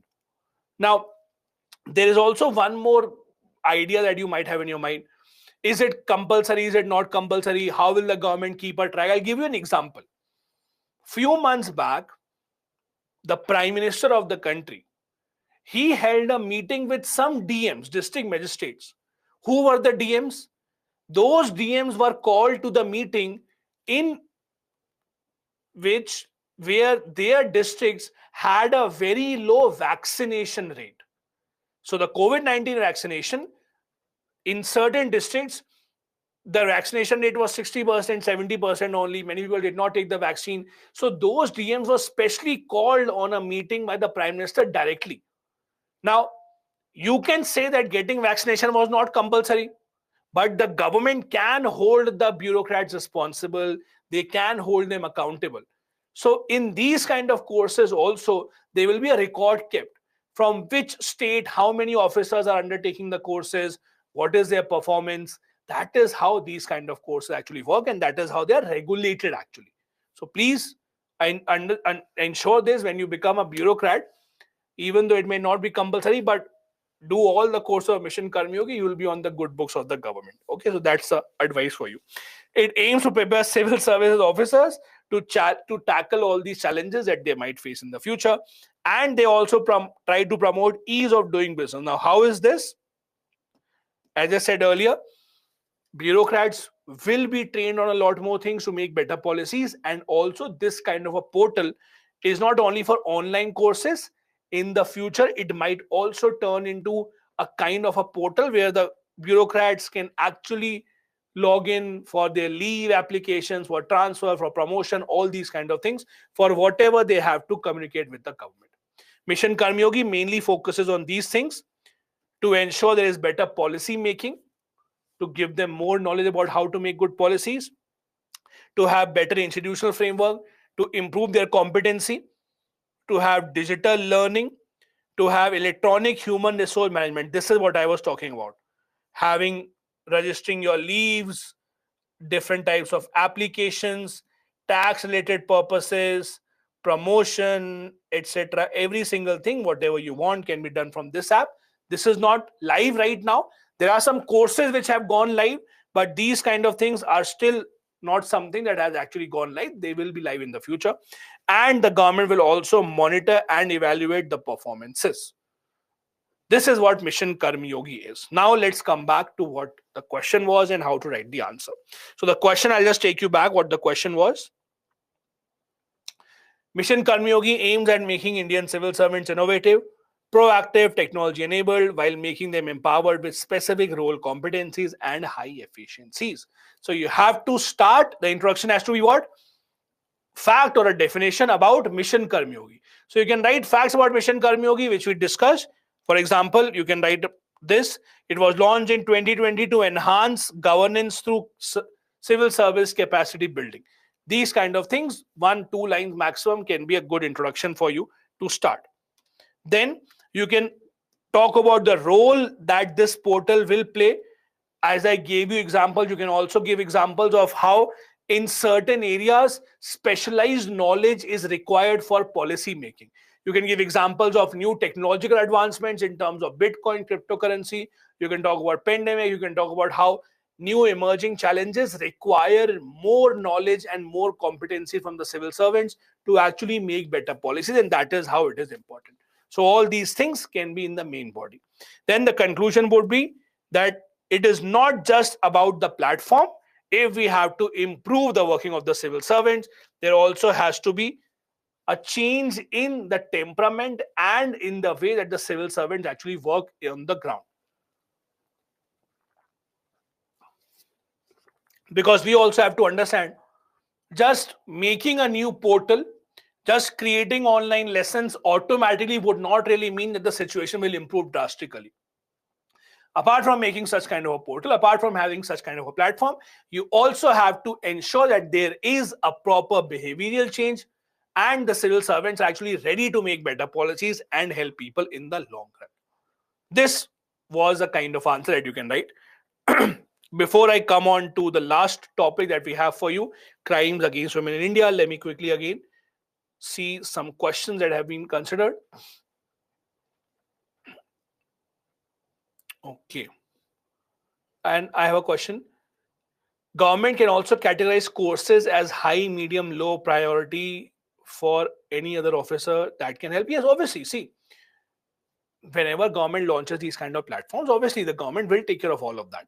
For example, if there is a IAS officer working in the telecom ministry, they will obviously be pushed towards doing courses which are more important for their job. That is what the question was. It would be job role oriented courses. So yes, you can expect the government to have that kind of decision making, that these courses are meant for you, these courses are meant for you, because obviously a new IAS officer at the under secretary level would have very different courses. Proper secretary would have very different types of courses. So obviously that distinguishing will be done. Then I have another question.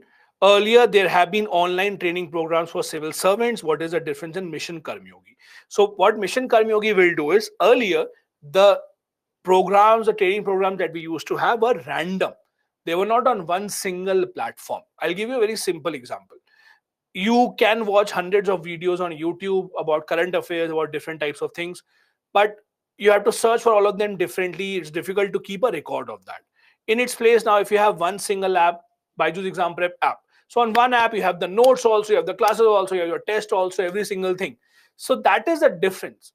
If you have Mission Karma Yogi with one single platform, one single portal where you can actually have all these things condensed in one manner, that will be much more helpful.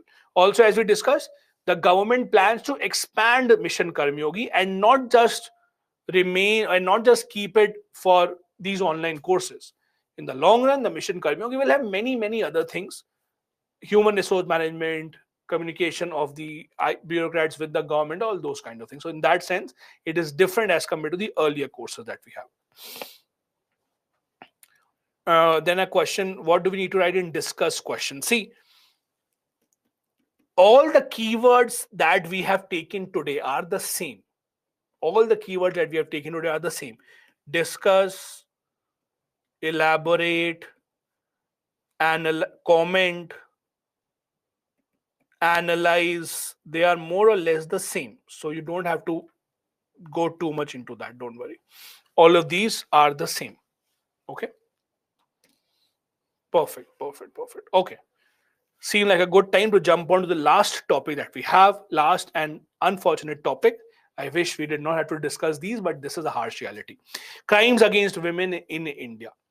Now, every few months, we see new reports coming out about the crime rate against women in India increasing, or how it is getting bad in certain areas of the country, how the comparison is in the rural areas, in the urban areas, etc. The fact is that in some ways we might be improving, but as a country overall, when you look at the situation of women, when you look at the crime rate against women, we are still far, far, far away from the satisfactory level that we have. Now, crime against women is not just about keeping women safe, it has a lot of different implications. I'll give you one very simple example. The reason why India's GDP is not up to the mark. See, we can say India is now the fifth largest GDP in the world, but we all know deep down, with such a huge population base, our GDP should have been, if not third, at least second, if not first, at least second largest. We have such a huge population. If you look at the countries that rank after India, they don't even have half of India's population. So if you look at the huge population that we have, India's GDP should be at least second after China in terms of population only. But we are still the fifth largest GDP. You can say GDP growth rate is high, but because the base is low, it will automatically be high. Now, the main reason behind that problem is that we don't have enough women in our workforce. As simple as that. When we don't have enough women in our workforce, that automatically means that the GDP will come down. This is where we have to ensure that if we are not creating safe spaces for women, if we are not creating a safe environment that the women can go out of their houses, they can work, they can feel safe, how can we expect them to be a part of the workforce? So this kind of a topic, that is crime against women, it actually has a lot of different implications. It has societal implications also, it has economic implications, as I said, and there are also India's prestige attached to it. Few months back, you would have seen, and it became a big news also, many Western nations, UK, etc., they issued advisory that please don't, to their women, that if you are a solo women traveler, don't travel to India. These are the advisories that have come out from very advanced nations, that if you are a woman traveling alone, please don't travel to India, it is not safe. These kind of things harm India's prestige as well at the international level. All these things are somewhere related to these crimes against women. Now, before analyzing this particular topic, let me quickly go through a practice question that we can answer. Throw light on the possible reasons for the high rate of crimes against women in India. How can we adopt a zero tolerance approach towards crime against women to build safe, resilient, and inclusive spaces for women? Now, there is one other thing that I want to point out here. A lot of times, whenever you see UPSC asking a question in the mains examination, UPSC has a habit of asking more than one thing in one single question. Like if you see this, it has two things that are being asked, not one. First part of the question is possible reasons for high rate of crime against women. So this is one. Then there is the second part of the question also. How can we adopt a zero tolerance approach towards crime against women to build a safe and inclusive space? So there are two different parts of the answer. In these kind of questions, and when you're writing an answer, please make sure that you address both of these. If you address only one, if you don't address the other one, you will be actually giving away half of the marks. So please address both the reasons and how can we actually go ahead adopt a zero tolerance policy. Now, the reason why I'm discussing this question is recently there was a report that came out from NCRB. NCRB stands for National Crime Record Bureau. National Crime Records Bureau. The report's title was Accidental Deaths and Suicides in India report. Now, accidental death and suicide report was not just about women. It was mainly about, as the name suggests, how many suicides that we have registered in India, how many deaths have we registered in India. But this report talked about crimes against women also, and this is what we'll be focusing on. The report said that rate of crime against women has actually increased from 56.5% in 2020 to 64.5%, meaning that if 1,000 crimes are committed in the country, 645 of them will be against women, and the remaining 355 will be against men. This is what this data suggests. In fact, it also gives you a different breakup of the different types of crimes. Cruelty by husband or his relatives, 31% of the crimes. 20% assault on women with intent to outrage her modesty, kidnapping, rape, etc. Now, one of the biggest problems that we actually face when we talk about crimes against women is, and you would also agree, a lot of crimes against women are not even registered in India for various reasons. First reason can be that the women against whom the crime is committed, if it is something that is happening within the household, there is a good chance that the women doesn't even go to file a complaint. For example, if there is a violence against women at the household by husband or husband's relatives or whatever, in that kind of a scenario, you will see in many of these cases, the women does not even go out to register cases. Either they think that it is within the family, or the other problem is, unfortunately enough, many times the victim actually is the one that is blamed. Many times, and this is such a common thing in India, such a common theme in India, whenever you see any crime against women, even the most heinous of crimes, you can talk about the Nirbhaya case, etc. There are so many statements that are made. Why was she alone? Why was she with her boyfriend? Why was she watching a movie in the night time? So women also know that if a crime has been committed against them and they actually go to police and they register a case, there's a very good chance it is herself who would actually be blamed and not be regarded as a victim. That is why most of the crimes against women in India are not even registered. That is also why the number that we see is even lower than what the reality is. In reality, the number of crimes against women will be much, much higher in India. Now, only 507 cases were registered in the entire country under the Domestic Violence Act of 2021. And many experts say this is very, very low. The real cases in a population of India's size will be much, much, much higher. Now, over here, there is a very interesting data I would like to share with you, and there are different views to look at it. The report says highest number of cases, 270, were filed in Kerala. Now, there are two ways to actually look at it. One, we had an assumption that if you have higher literacy rate, is it not a good assumption that if you have a higher literacy rate, then crime against women will be lower? At least the domestic violence crimes I'm talking about. If someone is more literate, if they're more educated, we expect that in those households, at least, domestic violence cases might not happen. However, what we are seeing here is, in Kerala, which boasts of the highest literacy rate, there are 270 highest cases. Now, one way to look at it is this, that we just discussed, that even though literacy is very high in Kerala, even then there are so many cases. But there is another point of view to look at this. The other point of view is, because of high literacy, because the society in Kerala is much more safe for women, more women are coming out to file the cases. That is the other way to look at it. Maybe in other states, there are so many more women against whom the crime is being committed, but they don't have the courage, they don't have the means to go out and file a complaint. In Kerala, at least they have the courage, they have been empowered enough that they can actually come out and file the cases. That is why we have higher numbers here. So you can actually look at it from both points of view. One, you can say literacy has not really made this difference, but on the other hand, this is actually because more women are coming out in other states where women are not even supported to come out, and that is why the number in other states is very, very low. Also, I don't know if you live in Kerala or if you have been to Kerala.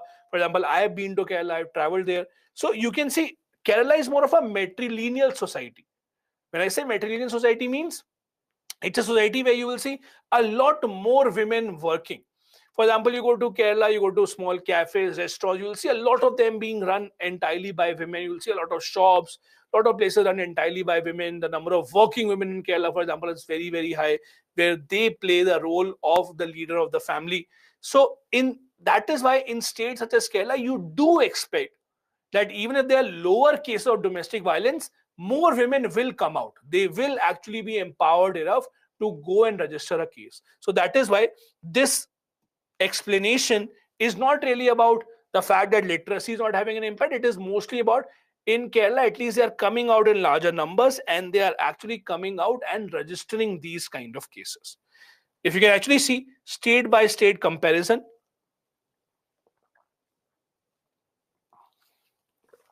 of certain states, not all, Assam, Odisha, Haryana, Telangana, Rajasthan. As you can see in Rajasthan, the number of cases being registered or number of cases filed for crime against women is very, very high. It also has to do with population. Obviously, higher the population, more are the chances. So Rajasthan is a very high population state, so is Telangana. Haryana, lower population, has lower number of cases. But the worrying trend here is that the number of cases against women are not coming down. In most of the states, they're increasing only year after year. 2020, 2021. Now, over here, there is one more point of view I wanted to share. Many people have also blamed the pandemic for this. During the pandemic, during the lockdown, we saw a lot of people losing their jobs, a lot of people being forced to live without employment, a lot of people being forced to live without salary. People spend more time in their household than they usually do. In fact, there are many reports that have suggested that the number of divorces actually increased drastically in 2020, 2021 in India because couples spend more time together and they were just not used to it. In some cases, it led to divorce. In some other cases, it led to these kind of issues such as domestic violence. So there are reports that suggest even lockdown has had a role to play in domestic violence. But again, in a society where you expect everyone to be treated well, this should not be a reason that just because you're spending time at home, you're actually taking out your frustration on someone else. But that is what the reality is. Now, there are a lot of challenges because of which we don't see crime against women coming down. First, as I said, as a society, we have a habit of blaming the victim. Not just common people, the politicians, etc. They make such statements which are actually against the victim. So we blame the victim, number one. Secondly, in India, and I don't know if how many of you have this experience, if you go to a police station to register a complaint, it is not easy to register a complaint in a police station. It's just not easy. And there are reasons for that. I'll tell you the real reason for that.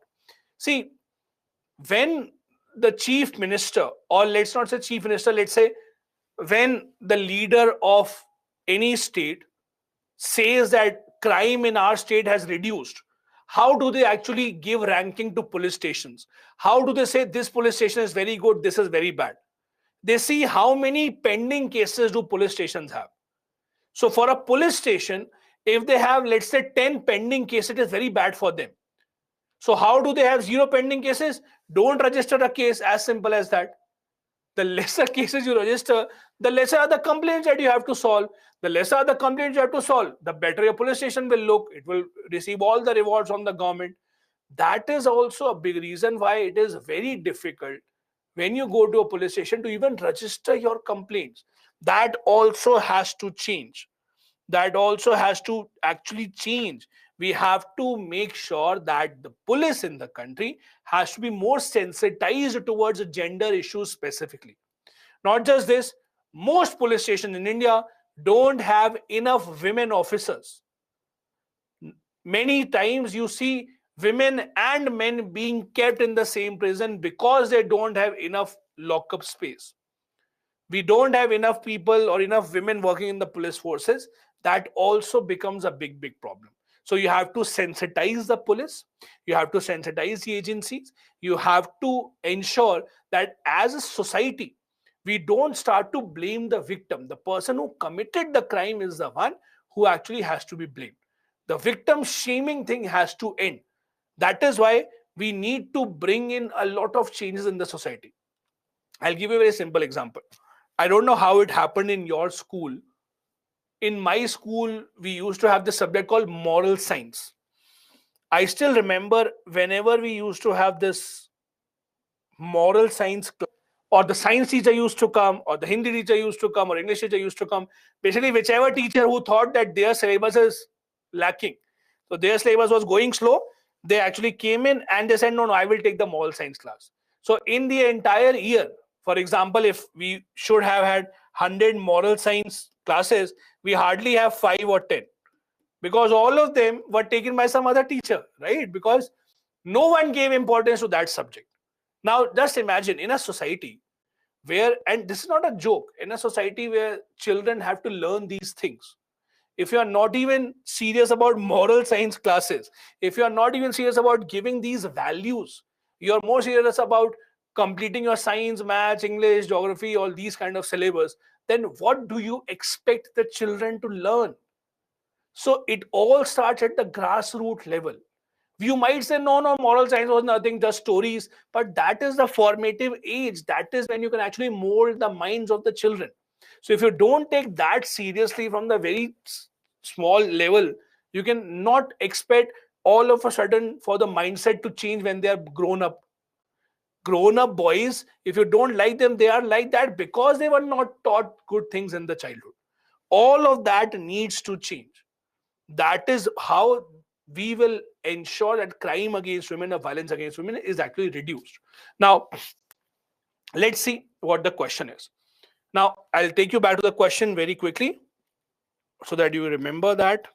The question was, throw light on possible reasons. So we have to talk about the reasons for high crime rate and how can we adopt a zero tolerance approach. The zero tolerance approach, those who ask me what is zero tolerance means no excuses, nothing. As soon as a case is filed, it has to be registered. No sympathy for the person who is responsible for this. No tolerance, no leniency. The person should be punished. So that is what the question was all about. Now, introduction again, fact or a definition. There is nothing to give definition. You can't define what is a woman. You can't define what is a crime. So let's go with a fact. Now, fact can be the latest data from NCRB.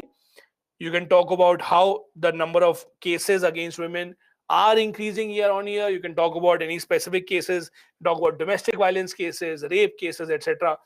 But one good fact from NCRB report would be a good enough thing to actually start your introduction. Now, then you have to talk about the reasons. We already have talked about the reasons. The reasons can be legal loopholes, social structure. Social structure means basically victimizing the person against whom crime has been committed, blaming the victim, culture of violence. There is caste dynamics also involved. You have seen in rural areas especially where crimes against women are very high, especially caste-based crimes. You will see women who actually belong to lower caste. They are the ones who are actually held account, or they are the ones who are uh, either forced into submission. They are the ones who are sexually exploited. So there is a caste angle to it as well. In many of the rural areas in India, very unfortunately, many women are actually given this kind of a treatment as a punishment. I'll give you a real example. In Indian polity, I'm very sure all of you would have heard about something called Vishakha guidelines, right? Vishakha guidelines, all of you would have heard of.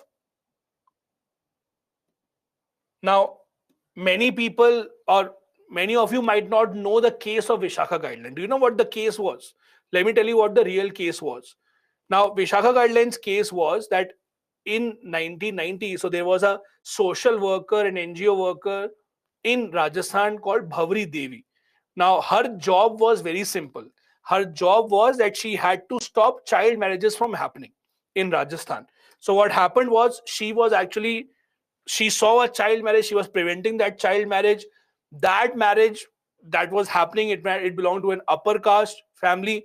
As a punishment, she was gang raped by people. It was a punishment that was given to her, that how dare you actually stop our marriage. This became the whole case, that she was at her workplace, that is her work, and she was actually being subjected to all these things. That is why this case became so big. So what was that? It was also caste based case. where people from the upper caste thought this is a time to give punishment to this woman because she does not belong to our caste. So there is a lot of very small, minute details involved here when you talk about crime against women. It's not just about gender, it's about caste, religion, it's about a lot of other things, and all of that has to be taken into consideration. So in the reason, you can talk about caste dynamics, you can talk about in culture of violence that has been propagated. Then the second part is the steps that are required to have a zero tolerance society. You can talk about effective implementation of law, investigative agencies being much more proficient, having more women officers in these agencies so that they can be more aware of these kind of crimes, gender sensitization at the lowest level, starting at the lowest level. All these kind of things have to be mentioned as effective steps. And then conclusion can be way forward, that is, as a society, making it is our moral responsibility to make India a safer place for women. Only then we can expect a proper egalitarian society, or only then we can actually make India of our dreams, if we make it a safe place for everyone. This is how you can write this answer.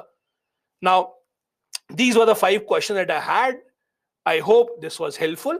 Before I end this, I'll quickly take up a few other questions that have been given to me from this topic. Okay. I have a question. How should we write answer, before reading and learning or after learning? Obviously, before. You should read and learn and then write an answer, because without having enough content, what is the point of writing an answer? So make sure that you actually first have enough knowledge and then start answer writing. Then I have a question. How can Ministry of Human Resource and Development make policy regarding civil services under DOPT? So they are not making any policies as such. The policy is decided at the PMO level. So these kind of Karmyogi, etc., it's just a platform that will be run by them. The policy making, how this platform will be run, how will the marks or scores be done, it has all started from the PMO level. Then I have a question. What way GDP is related to crime against women? I had explained this earlier as well. More crime against women means you are discouraging women to come out in the open and work. Lesser women in the workplace means a negative hit to our GDP. It's a simple connection. Then I have a question. If a man goes to complain against abusive women, police don't even take that complaint. In these cases, how can we trust these reports? I'm not saying that a case that man files will always be true, the women will always be false, etc. It is both sides. I am not saying that when you go and register a complaint to the police, man can register a complaint easily, women cannot. No. The police is equally reluctant to file a complaint, even if it is a complaint by men also, because for them, they just don't want any pending complaints on their record. As far as that part is concerned, that men are also victims in certain cases, I totally agree to that. There will always be certain exceptions. But you can't debate upon the fact that obviously, if you compare men and women, out of the two genders, who are the ones who have the hard end of the bargain, out of the two who have it worse, then I'm sure there is no debate about the fact that women are the ones who are at a disadvantageous level. Yes, there are cases of dowry law, etc., being misused. That is entirely true. But then we have to focus on both these issues. You can't ignore one for the other. Then I have a question. Crime against women related issues, women and child, etc., are adequately represented in curriculum syllabus. Your opinion on this matter? I don't know what you're asking. Yes, they are a part of our syllabus in social justice. They are adequately represented. It depends on how much you read it in detail. I'm not sure what you want to ask from me. Then I have a question. What are the main reasons behind crimes against women in India? We already discussed the reasons. Caste dynamics, then the gender imbalance since our childhood. It has been imbibed in our mind that one gender is superior, other gender is inferior. Women not raising voices for them. Society blaming the women only if they actually come out in the open. All these are the reasons because of which we have still not been able to curtail the crime against women.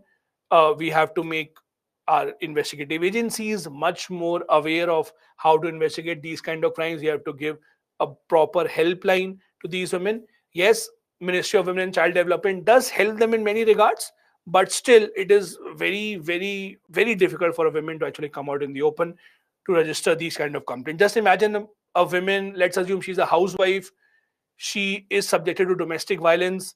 Now she knows if she goes out and registers a complaint, she has to file a case. She can't even hire a lawyer because she's not earning money. So there are a lot of different types of complex issues that are involved. It's not something that we can solve overnight. It's a gradual process, but it has to start somewhere. Perfect. Okay, perfect. So these were the questions that were given to me. I hope this webinar was helpful. We tried to present to you as much content as possible from the point of view of how to write these answers. As you know, these webinars are weekly, Tuesdays and Thursdays. The Tuesday ones are the weekly current affairs ones. And then on Thursdays, we focus more on the mains answer writing. We'll be meeting each other soon for next webinars in the month of November. Till then, bye-bye. Have a good night. Jai Hind.